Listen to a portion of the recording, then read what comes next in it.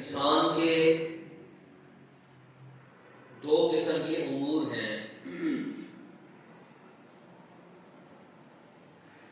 ایک انسان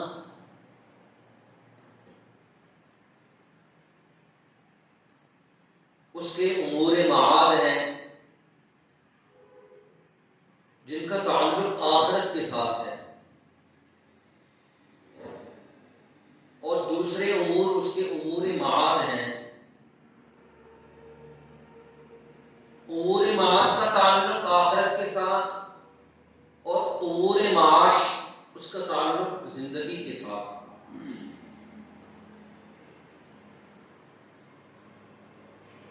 امور معاد اور امور معاش،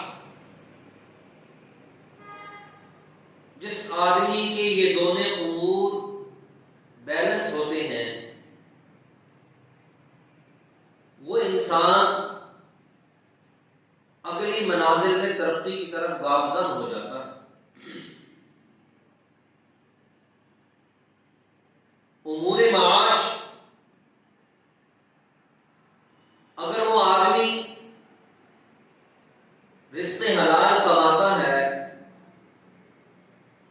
رزق حلال کھاتا ہے، یہ اس کے امور معاش ہیں. اس لیے قیامت کے دن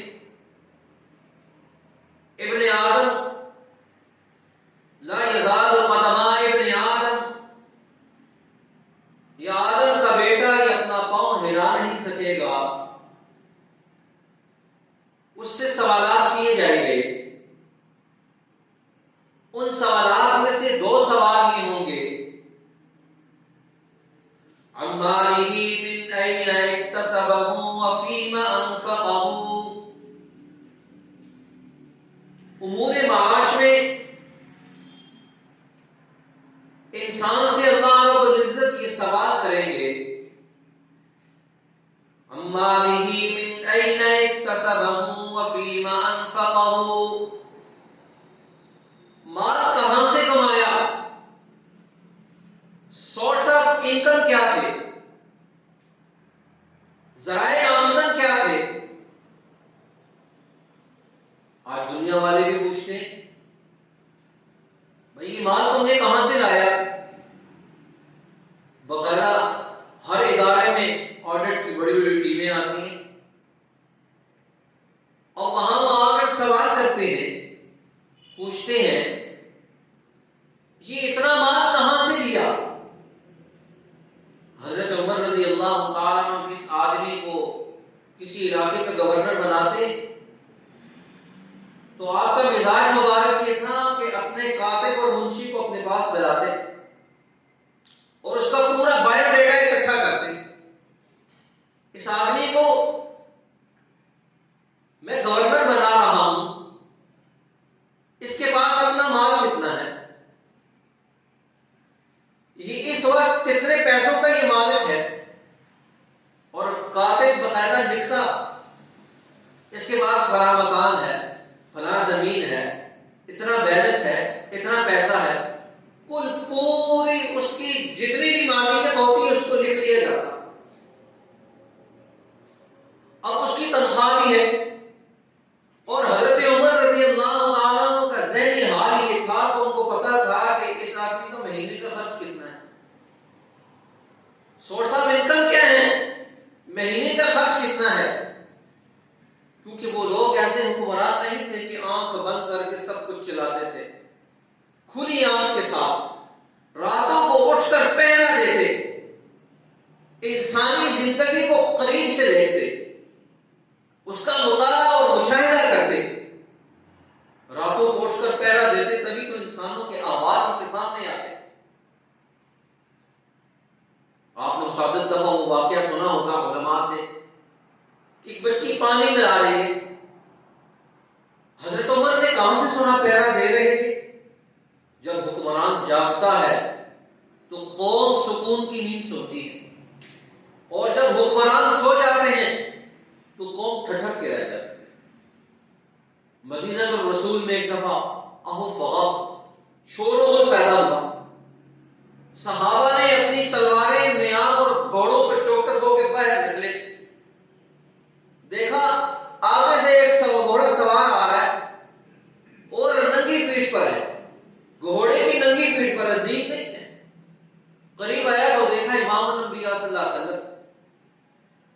یا رسول اللہ یہ آواز کیسی تھی؟ کہنے لگے سو جو مسئلہ تھا میں حل کر کے آ گیا.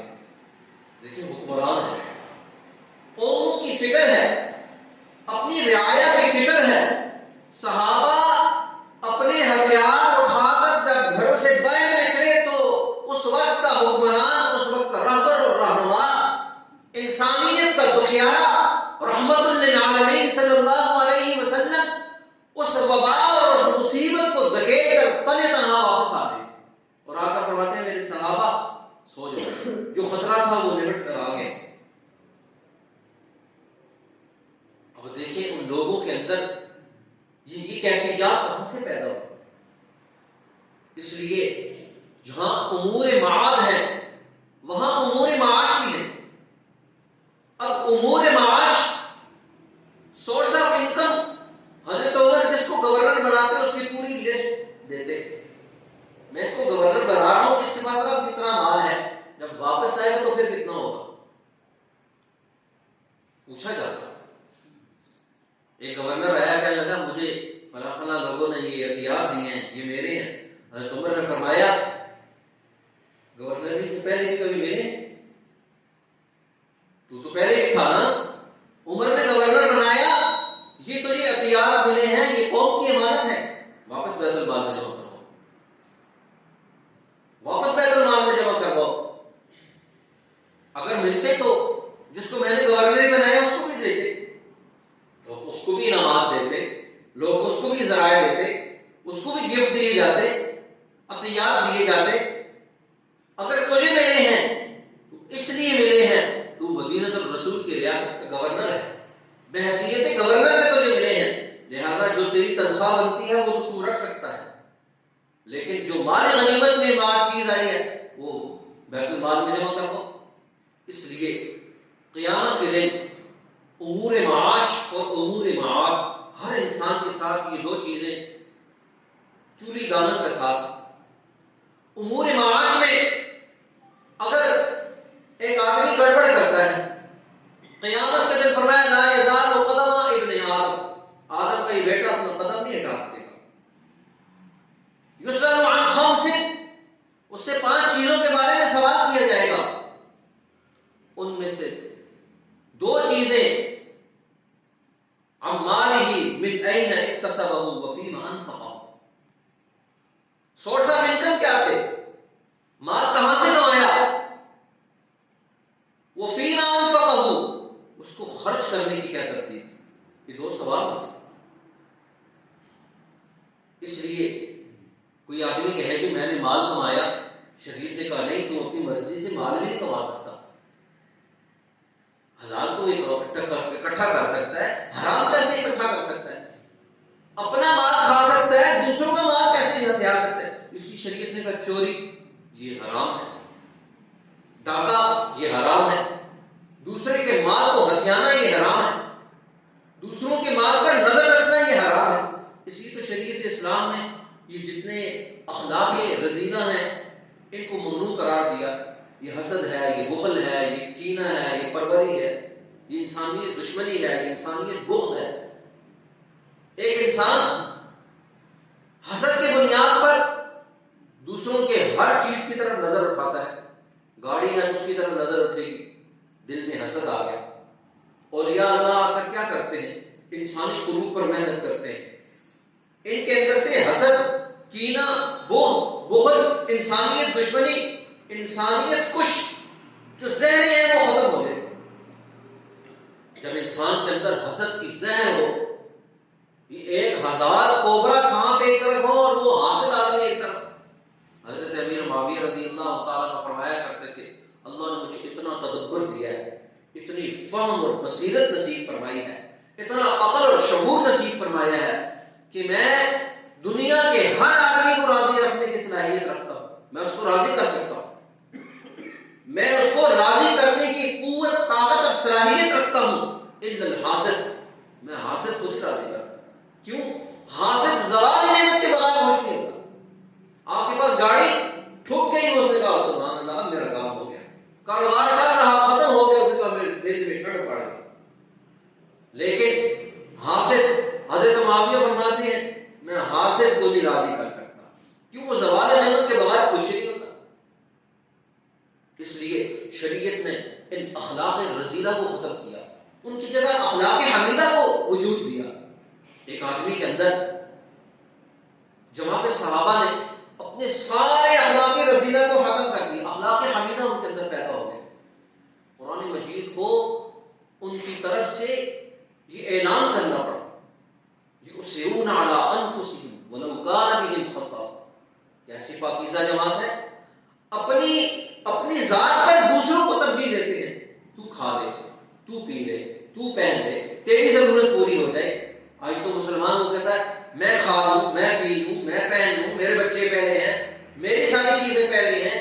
جماعت صحابہ کا ایسا حضور کی صحبت اور تربیت میں مزاج بنا، اخلاق حمیدہ کا وہ ایسا گوہر اٹھا ان کے قلب کے اندر، حجرہ بحث کے اندر وہ نقطۂ نورانیہ اس قدر مصفی مجلہ مزکی ہو کر کھلا کہ وہ لوگ ہر عمل میں، ہر کیفیت میں دوسروں کو ترجیح دیتے ہیں، انسانیت کو فرسٹ پرائرٹی پر رکھتے ہیں، اپنے آپ کو پیچھے کرتے ہیں. یہاں تک کہ عام انسان کیا، بدر کے قیدی اپنے بچوں کو بھوکا ہے وہ ان کو کھلا رہے ہیں.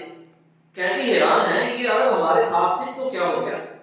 یہ تو وہ لوگ تھے جو دوسروں کو لوٹنے والے تھے، جو دوسروں کے خون کے پیاسے تھے.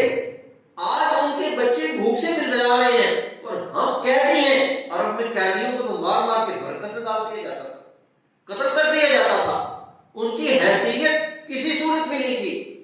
ان لوگوں نے کیا چیز اپنے اندر منتقل کر دی ہے کہ قیدی انسان ہے. انسانیت کا یہ عالم ہے کہ صحابہ اپنے بچوں کو بھوکا پیاسا بلاتا دیکھ رہے ہیں، ان کو کھلا رہے ہیں. انہوں نے کہا یہ تم نے کہاں سے سیکھا؟ ان کا حضور کی صحبت سے سیکھا. اسی نبی نے تو ہمیں بتایا انسانیت کیا ہوتی ہے، مقامی انسانیت کیا ہے، آدمیت کیا ہے. وہ کیا نظر تھی کہ جس نے مردوں کو مسیحا کر دیا.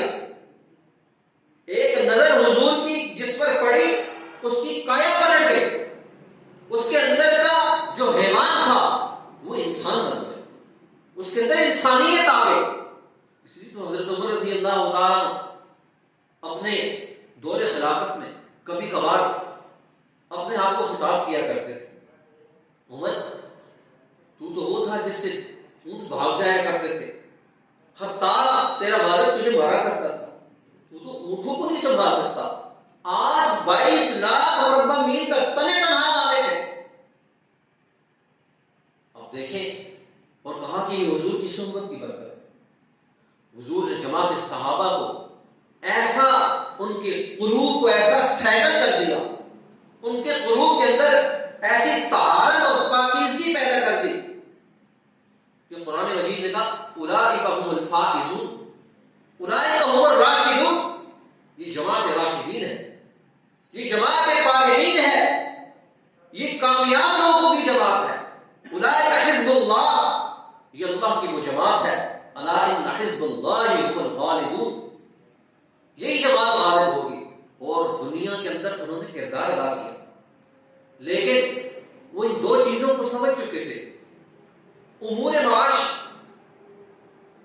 جب تک آدمی اپنی زندگی کے امور کا تعین نہیں کرتا، مسلمان کو یہ حکم دیا، ہر لمحہ یہ غور کرتا ہے میں یہ لقمہ کھا رہا ہوں میری اسی امور معاش کی بنیاد پر امور معاد بنے گی، آخرت دنیا کی بنیاد پر بنے گی. اگر میری معاش غلط ہوئی میری معاد ختم ہو جائے، آخرت ختم ہو جائے. اور کافر کو کیا مسئلہ ہے؟ اس کو پتا ہے کہ میرا امور معاشی معاش، میری یہ دنیا ہی دنیا، اس کو آخرت کی فکر نہیں، اس کو قبر کی لگن نہیں، اس کو پتہ ہی نہیں میں نے مرنا بھی ہے نہیں. اور اگر دنیا والوں کی بہت سارے فلاسفر اور یہ لوگ مذاہب اگر وہ کہتے ہیں جلا ڈالو ختم، وہ کہتے ہیں جی اس کو جو ہے نا جی سمندر میں بہا دو ختم. مسلمان کو حکم دیا نہیں اس کو تو نے قبر میں رکھا. اس لیے حضور نے فرمایا قبر کو مٹی کا ڈھیر نہ سمجھو، روضۃ من ریاض الجنہ، یہ تو جنت کے باغوں میں سے ایک باغ ہے یا جہنم کے گڑھوں میں سے ایک گڑھ ہے. یہ معمولی عمل نہیں. لیکن امور معاش فکر کافر کو اور امور معاد کی فکر مسلمان کو، دونوں چیزوں کی فکر لاحق ہے۔ اس کو پتا ہے میری امور معاش درست ہوں گے، اس کی بنیاد پر میرے امور معاش چلیں گے۔ قبر کی میری زندگی تب سکھی ہوگی میں حلال کھا کے ہوں۔ اس لیے تو اللہ نے اپنے نبیوں کو یہ حکم دیا، یا ایھا الرسل، اے رسولوں کی جماعت، کلوا من الطیبات، پاکیزہ چیز کھاؤ، حلال چیز کھاؤ۔ اس کا نتیجہ کیا نکلے گا؟ وَاعْمَلُوا صَالِحًا، اللہ تمہیں اعمال صالحہ کی توفیق نصیب فرمائیں گے۔ اب دیکھو انبیاء کی جماعت کو جب حکم ہے، مجھے اور آپ کو حلال کھانے کا کتنا حکم ہے؟ مجھے اور آپ کو دوسروں کے مال سے پیچھے ہٹنے کی کتنی فکر ہے؟ اس لیے تو رسول اللہ صلی اللہ علیہ وسلم نے فرمایا لِكُلِّ أُمَّةٍ فِتْنَةٌ وَفِتْنَةُ أُمَّتِي الْمَالُ، ہر ایک امت کا کوئی نہ کوئی فتنہ ہے، آزمائش کی۔ میری امت کی آزمائش کیا ہے؟ فتنۃ امتی المال، میری امت کا فتنہ مال ہے۔ اور سارے انسان مال کے پیچھے، ہر آدمی کہتا ہے اکٹھا کر لوں، ہائے جائز ہے ناجائز ہے، اپنا ہے پرایا ہے، ہر آدمی دوسری کی جیب پر نظر رکھے ہوئے، ہر آدمی دوسرے کی تجوری پر نظر رکھے ہوئے۔ لیکن جب انسان رزق حلال کھاتا ہے تو اس کی ثمرات اور اس کی برکات نسلوں کے اندر منتقل ہوتی۔ آج آپ دیکھ لیں کہ جتنے بڑے بڑے ہیں جن کے پاس ٹریلین ڈالرز ہیں، ان کے بچوں کا کیا حال ہے، ان کی بچیوں کا کیا حال ہے، ان کے خاندانوں کا کیا حال ہے؟ جانوروں جیسی زندگی ہے، کسی کو کوئی فکر نہیں۔ لیکن غریب ہے، وہ والد صاحب فوت ہوئی تو بیٹے نے کہا کہ میرے پاس وقت نہیں، ان کو دفن کر دو۔ پاس کھڑے ہوئے ہیں، جنازہ کریں آپ پڑھ لیں۔ یہ کورونا کے لیے بستی میں ہمارے وہاں بہت سارے لوگ بیٹے پاس سائڈ پہ کھڑے ہیں، باپ کو ہاتھ لگانے کے لیے تیار نہیں۔ حالانکہ جو آدمی فوت ہو گیا اس کے تو سارے جرسومے ختم ہو گئے، پھر بھی ان کو یہ ڈر ہے۔ لیکن جماعت صحابہ کا یہ حال تھا کہ وہاں پر جو لوگ زخمی ہیں ان کو کس انداز میں اٹھا رہے ہیں، اعضاء اکٹھے کر رہے ہیں۔ ان کو پتا ہے کہ یہ لوگ تھے جو کامیابی اور عزت اور فلاح کے اس مقام تک پہنچ چکے ہیں، ان کے جسموں کے اندر کوئی جرثومہ نہیں۔ اب دیکھیں وہ لوگ کس قدر اہتمام تھا زندگیوں کا، اس کے اندر کیا کیفیات تھی کہ امور معاش بھی ذہن میں تھے، امور معاد بھی ذہن میں۔ ان کو پتا تھا کل امور معاد کے بارے میں سوال ہوگا، سوال کا جواب ہوگا، اس سوال کا جواب تو دینا پڑے گا۔ پوچھا جائے گا مالہ من این اکتسبہ وفیما انفقہ، سورس آف انکم کیا تھے، کمایا کیسے تھا، کن ذرائع سے کمایا تھا۔ اس لیے تو شریعت نے بہت ساری چیزوں کو ناجائز قرار دے دیا۔ آپ جوئے کے ذریعے سے نہیں کما سکتے، سٹہ بازی نہیں کر سکتے، آپ جو ہے نا یہ لاٹری کی پوری اقسام نہیں چلا سکتے، آپ ایسا عمل نہیں کر سکتے جس کی بنیاد پر سود جیسے اعمال کو آپ زندہ کر لیں، سودی نظام قائم کر لیں۔ آج الحمدللہ 75 سال سے سود کے نظام پر کام کر رہے ہیں، سارے پیر فقیر ملا گداگر امیر غریب ساری جماعتیں اسی پر لگی ہوئی ہیں اور سارا سود کا نظام کھائے جا رہے ہیں۔ اور ادھر سے ہم آیتیں بھی پڑھتے ہیں، حدیثیں بھی پڑھتے ہیں، اللہ اور اس کے رسول کے ساتھ جنگ ہے۔ آج پوری قوم سارے عاشق ہیں لیکن سارے حضور کے ساتھ جنگ کر رہے ہیں۔ اور کیوں جنگ کر رہے ہیں؟ اس سودی نظام کو تقویت پہنچا رہے ہیں، ہر آدمی تقویت پہنچا رہا ہے۔ اس کے توڑنے کے لیے کوئی کردار نہیں ہے، آپس میں گتم ہوتا ہے، تو بھی غیر مسلم ہے، تو بھی غیر مسلم ہے، تو بھی غیر مسلم ہے۔ اس نظام کے خلاف جس نے ساری دنیا میں سارے انسانوں کو ذلیل اور رسوا کر دیا، اس نظام کے خلاف کھڑے ہونے کے لیے تیار ہے۔ کسی آدمی کے گھر میں کنواں تھا، کتا گر گیا، کتنے ڈول نکالوں؟ حضرت نے فرمایا اتنے ڈول نکالو۔ ڈول نکالا، کہتا پھر بھی بو آ رہی ہے۔ اچھا پھر اور ڈول نکالو، پھر ڈول نکالا تو پھر پوچھا کہ حضرت ابھی بھی بو آ رہی ہے۔ حضرت نے فرمایا کہ بھائی کتے کو بھی نکالا کہ نہیں؟ کتے کو تو نہیں نکالا۔ فرمایا پہلے کتے کو تو نکال۔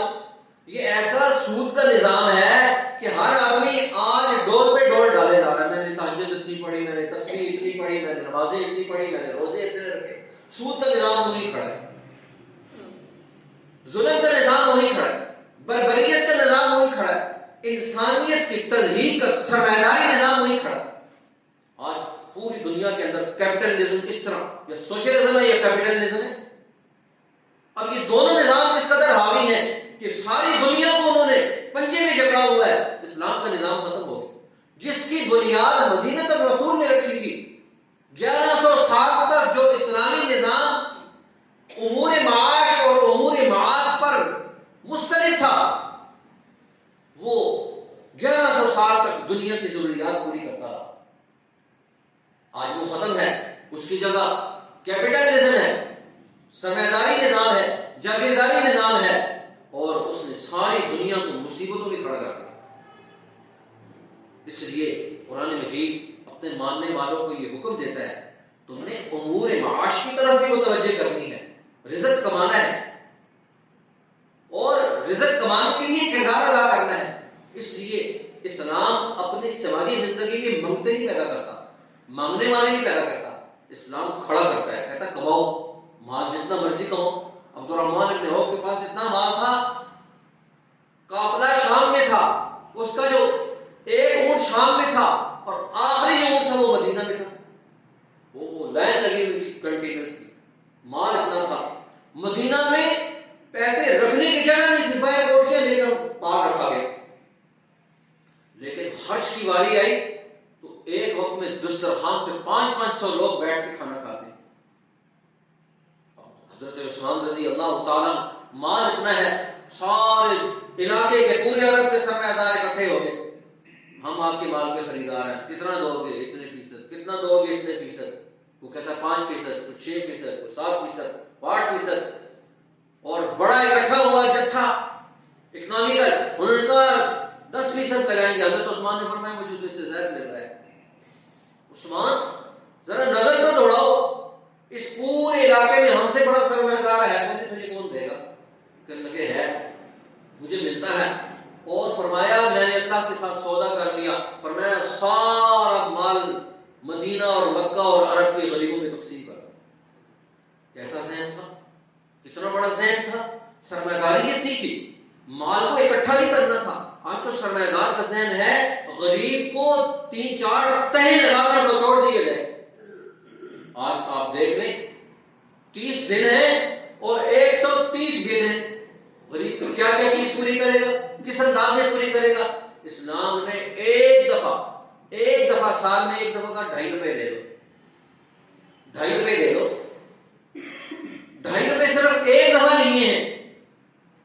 اب دیکھیں 2.5 روپے دینے کا مقصد، اب لاکھ میں کتنے بندے ہیں؟ کوئی ہے کوئی یہاں پر حساب کتاب رکھنے والے؟ 1 لاکھ پر کتنے بندے 2.5 روپے ہوں؟ 2500 روپے. 1 لاکھ پر اونلی 2500 روپے. اب لاکھ پر 2500 روپے، اور ہر روز نہیں کہا، پورا سال حولان ہول ہو جائے تو پھر دو. یہ نہیں کہا ہر روز تمہاری چمڑی اتاریں گے. آج تو یہاں صبح دوپہر شام تھنک ٹینکس بیٹھے ہوئے ہیں، وہ سوچ رہے ہیں قوم کو نچوڑنا کیسے. 10 تہیں لگ چکی ہیں، ہڈیوں کا گودا کھینچ چکے ہیں، پھر بھی سوچتے ہیں کیسے چلانا جائے گا. اس لیے جماعت صحابہ کے پاس مال تھا لیکن سرمایہ داریانہ ذہنیت نہیں تھی. انسانوں کو نچوڑنے کا ذہن نہیں تھا. پورے مدینہ میں ایک کنواں تھا، حضرت عثمان نے وہ خریدا اور خرید کر ہر مسلم غیر مسلم کو ویسے پی سکتا ہے. وہ کنواں یہودی کا تھا، وہ کہتا کوئی بھی نہیں پیے گا، مسلمان پیے گا، غیر مسلم پیے گا، پیسے دے. حضور نے فرمایا آج عثمان جو ہے نا جی، جو کچھ بھی کرے اللہ اس کو معاف کر دے. جس جنگ میں جس چیز کی ضرورت تھی حضرت عثمان پر چڑھ کر کردار ادا کر رہے ہیں. یہ اسلامی نظام تھا. وہ کیپٹلزم نہیں تھا، سوشلزم نہیں تھا، جاگیرداری اور سرمایہ داری نظام نہیں تھا. اسلام کا عادلانہ نظام تھا جو امور معاش اور امور معاد پر استوار تھا. اس کی بنیاد پر ساری زندگی کی پوری کیفیات تھی. اور 1100 سال تک اسلام نے اس نظام کے ذریعے سے انسانوں کی خدمت کی.